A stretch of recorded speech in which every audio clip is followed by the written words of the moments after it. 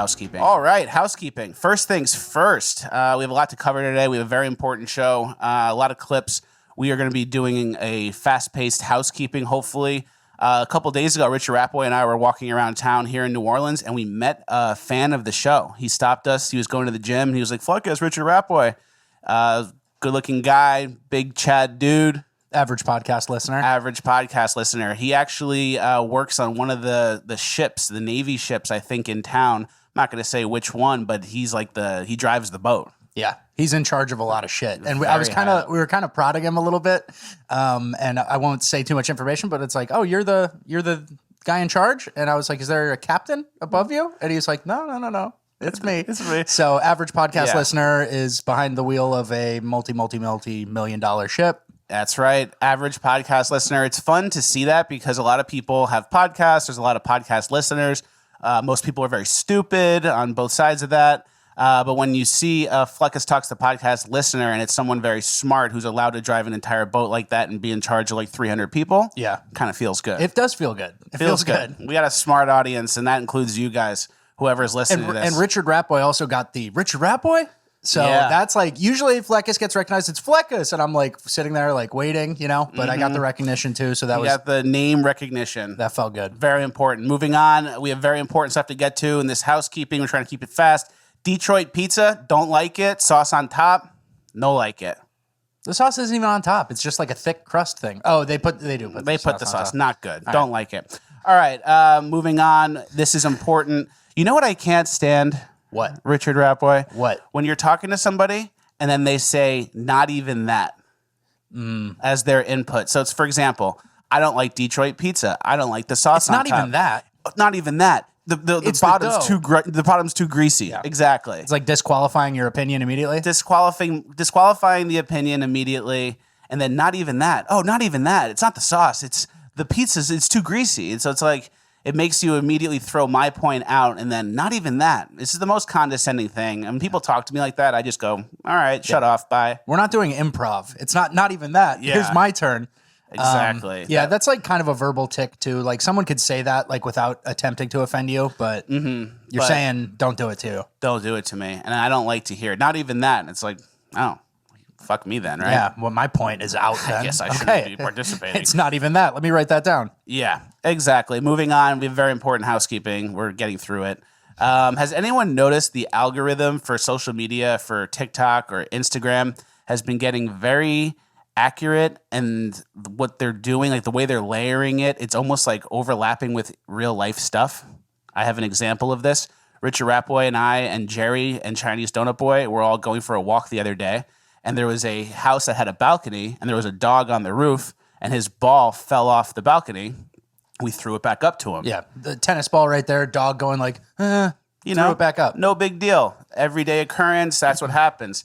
Then, like 6 hours later, I'm on my phone and I get a meme about a dog whose ball fell off the balcony. Yeah. I've never gotten a meme about a dog whose ball fell off the balcony, but later that day, I got a meme about a dog whose ball fell off the balcony. So it's almost like there's so much data, they're getting so good at it that they're like injecting memes and things on social media that would apply to me. It'll resonate with me because I've already experienced it. So that's something to keep an eye out for. Let us know if you have any situations like that. But I couldn't believe it. Yeah. And we've done that. I think we even talked about it on the show before where we're like, cat food. And then wait and see if you get an advertisement for cat food. Or wait to see if you get like a meme for like a cat, catnip thing or whatever. It's very strange. They're really bleeding into real life. They're trying to merge real life and online. Yeah. An accurate ad combined with a schizoid personality like yourself's is prone to spiral, guys. Yeah. So it's causing some tell him spirals. he's right. Tell him he's right. It's causing some spirals. All right, we have a quick clip. Here's what happens when you light prescription pills on fire. There it is. They're on the stove.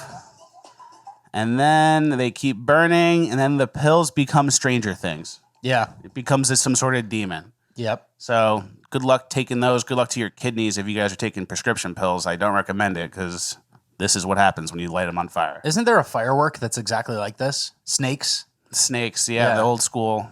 Yeah. So some of the same chemicals there. Prescription pills, guys, No bueno. No buenos.